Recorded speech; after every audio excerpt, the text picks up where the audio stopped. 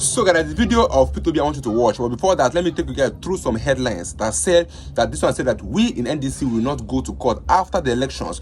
The judiciary has been captured. The election will be decided at the polls. We shall vote and protect our votes. They cannot style.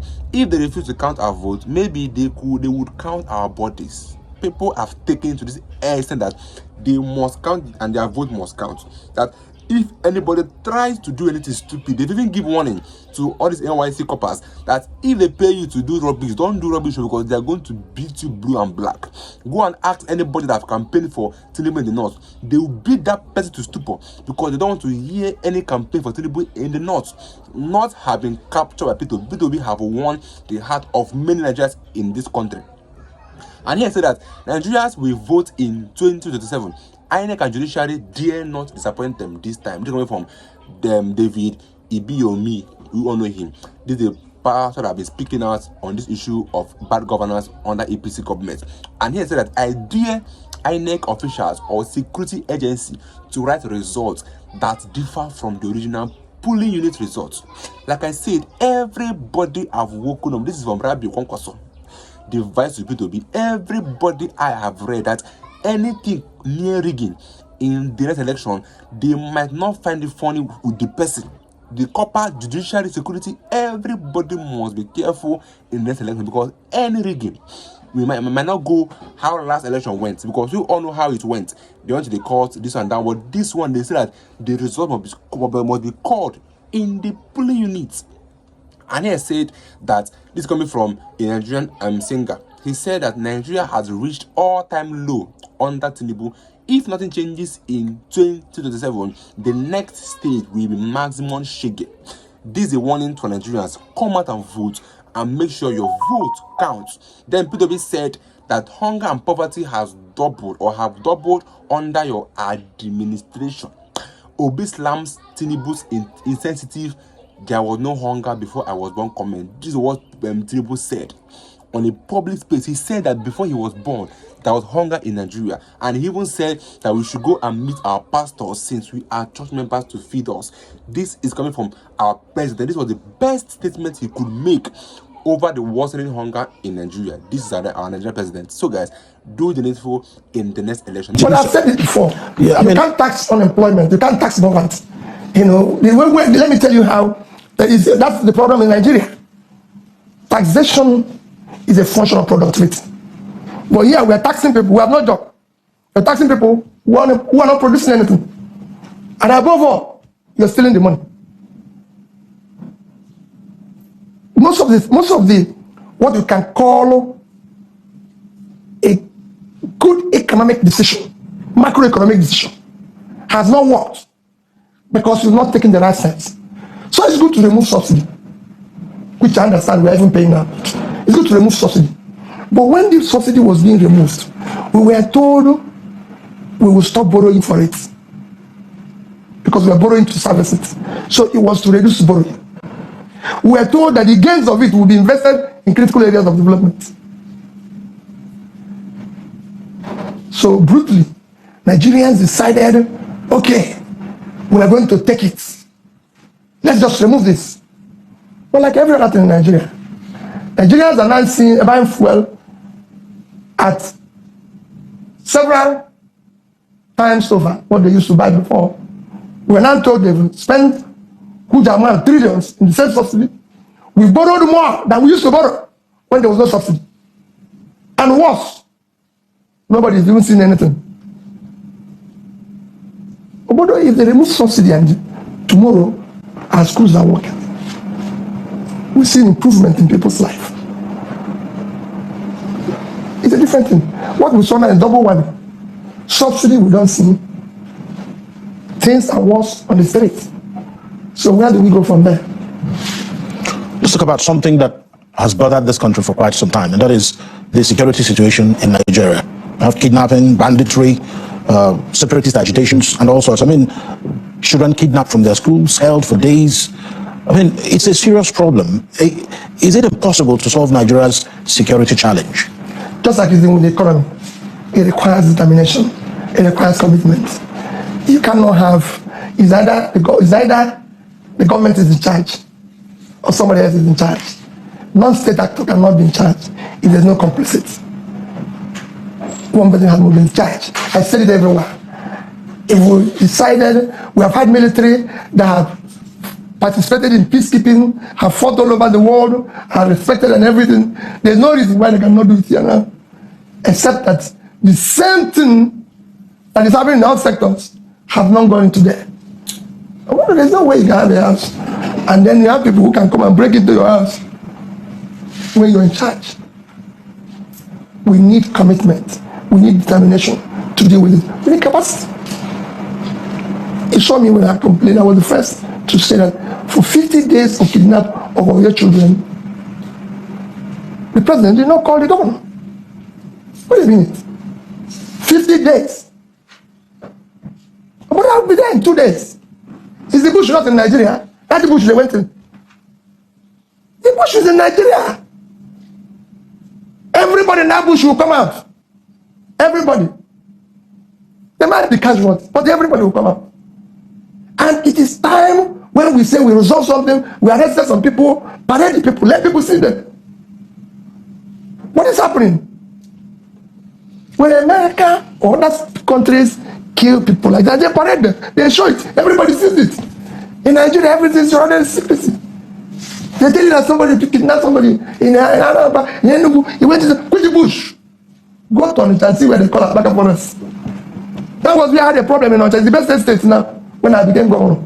Obasanjo is still alive, I is still alive. I went to Obasanjo. I said, listen, sir, I just said, a forest here, they said, it's giving me a problem. And I want everybody in that forest to live. I cannot have that forest still in Anambra State. If you go today, Evans will tell you, at least that criminal, he said, Peter Obi made them to live on it. Under me, we had a criminal from Enugu called Ngwekram. He died in Anambra State. We had one from Adia called Osikan, died in Anambra State. Another Faku from Adia, died in Anambra State. No way. Is that I'm in charge? People are in charge. I go home. One person must be in charge. And if you're in charge, if you want to leave, you should be ready to die. If you don't want to go home. Is that one must be in charge? Not just that you get up and say A, B, C, D, F.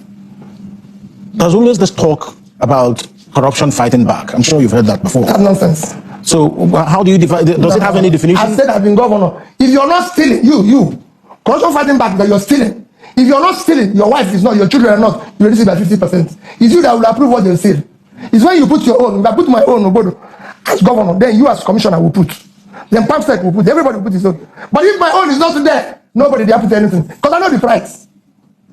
And as being governor, I can tell you, go, if any contractor today tell you that he sat down with Peter Obi and he said, put this amount for me, come here and stop contesting election. One contractor, just one, say, I put this one for me. No, it's not possible. The only thing I want is do your contract. I said, I'm not listening to.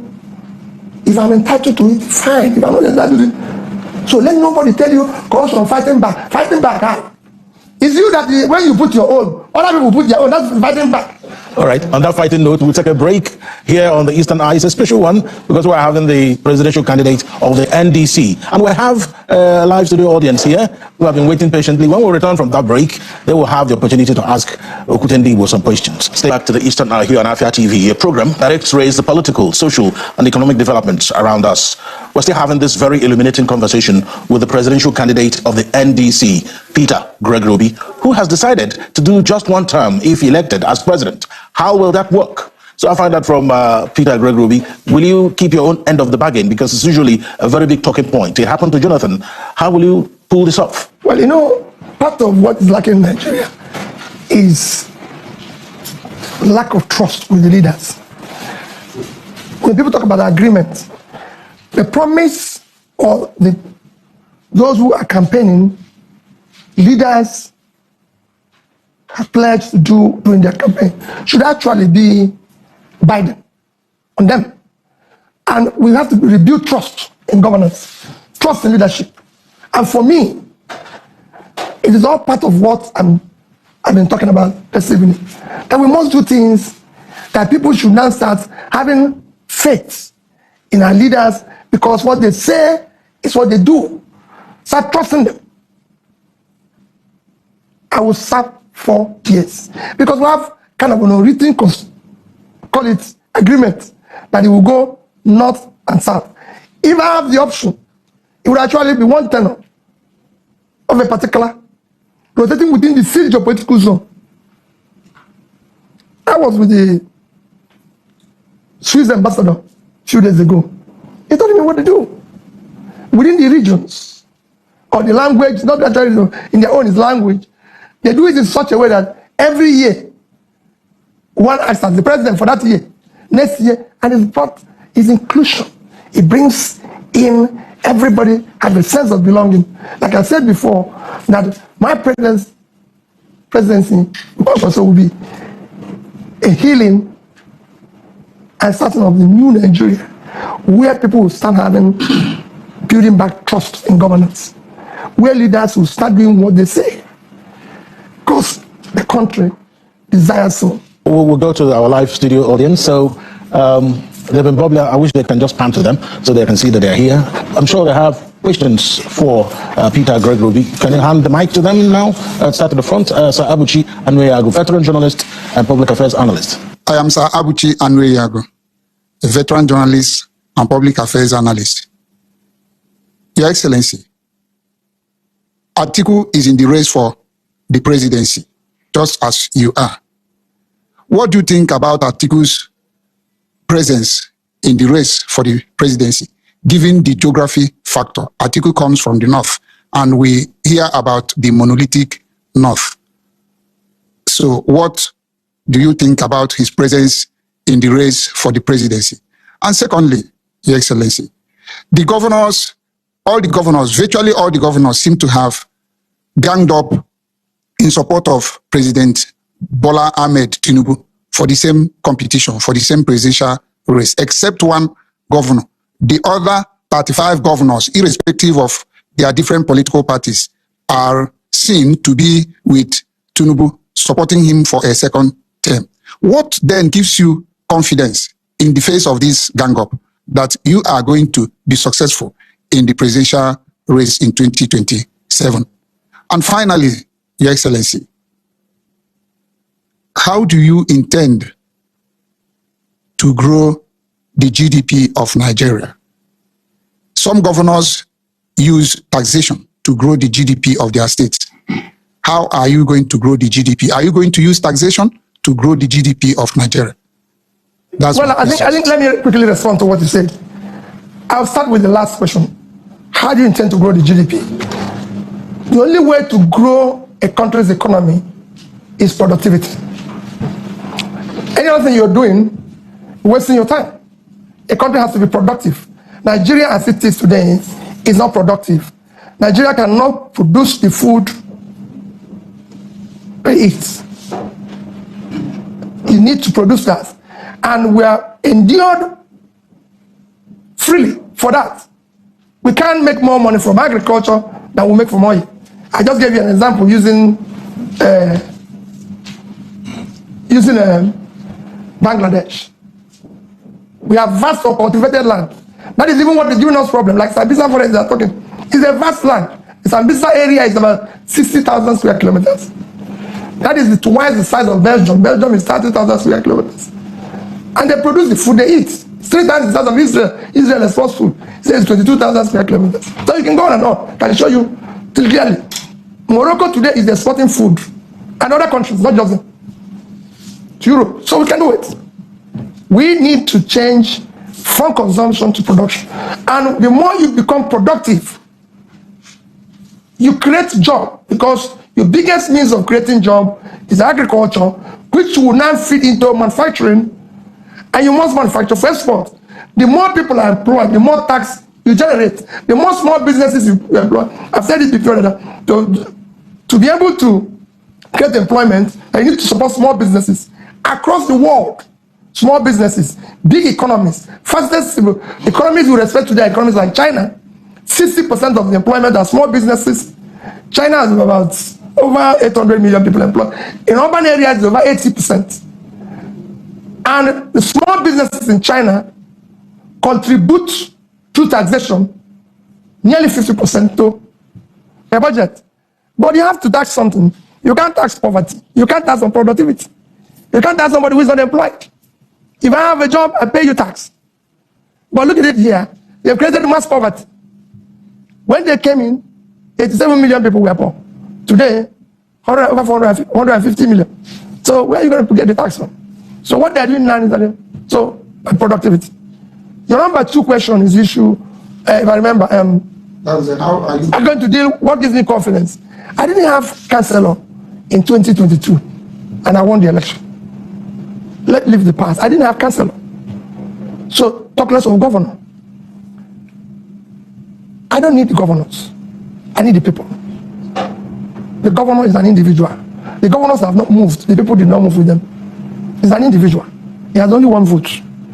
The people of Nigeria will vote in 2027 for their own life, not for the governor. Because the governor is on his own. They've not changed that animal kingdom to some animals are more equal than others. So it is time for those who are still suffering in that kingdom to say, okay, we must, Nigerians must now vote for their future. They're now voting for the future of their children, not for the governor's interests. They are now voting for their own future, for their hunger. 35 million Nigerians are facing hunger this year. Not the governors. You just said 35 governors. It's 35 million Nigerians who don't know where the next meal will come from. If the governor was feeding them, would they be announcing that they are facing hunger?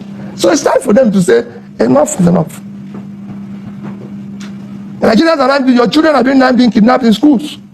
Have they kidnapped the governor's children? So why are you still thinking about them? It is time to say no. We're not quarreling with them. Some of them are doing well.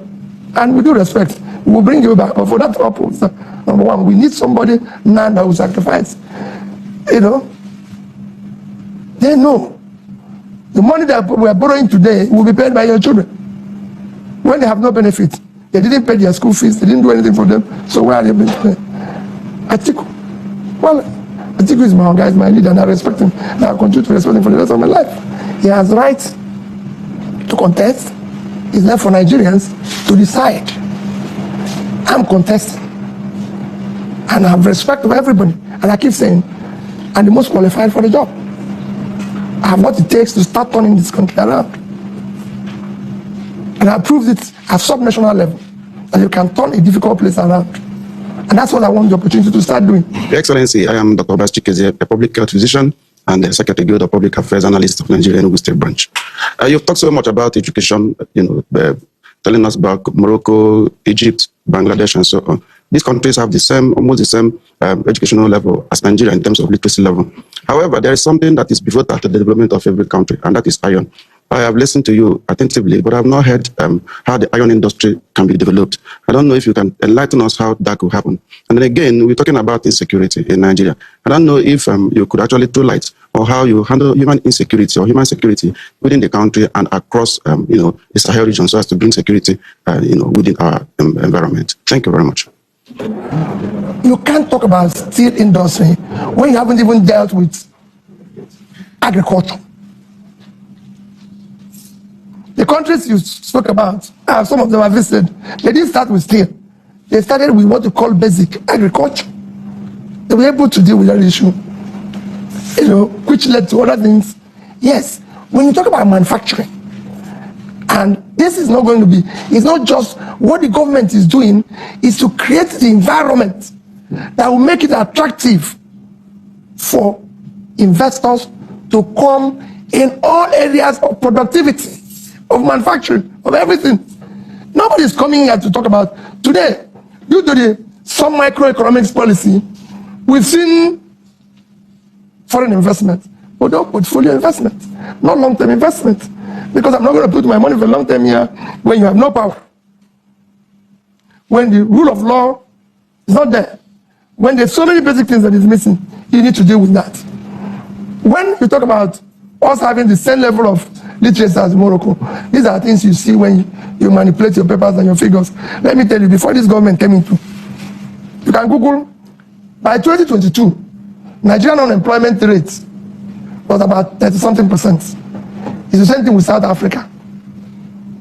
Youth unemployment, Africa have the highest, in percentage, highest youth unemployment. But in figures, we have the highest. probably in the world. But today, if you Google it, they say our unemployment is 4%. That's what you get. You have, my brother, 18 million out of school children. What is population of Morocco? How do you get all the regions to develop at their own pace and everything? Of course, it's very easy. When you remove the country from consumption to production, when you stop corruption and make government not to be transaction and everything, you will see it happen. Because that competition, the competition you had in the past of every region trying to do something, is because there was nothing to steal. I just told you that we can make more money from agriculture and make more money. Where is the agriculture going to happen? In the north. That's why we have vast uncultivated land. Niger State alone can feed this country. Just Niger State. Remember, they have fertile land, they have everything far better. I have compared it and said every single day. Netherlands makes from agricultural products or related products 120 billion euros a year, which is about $130 billion. That is 3 times what we make from oil. And with water, they are 41,000 square kilometers. Without water, they are 33,000, which means Niger State is 2.5 times their size.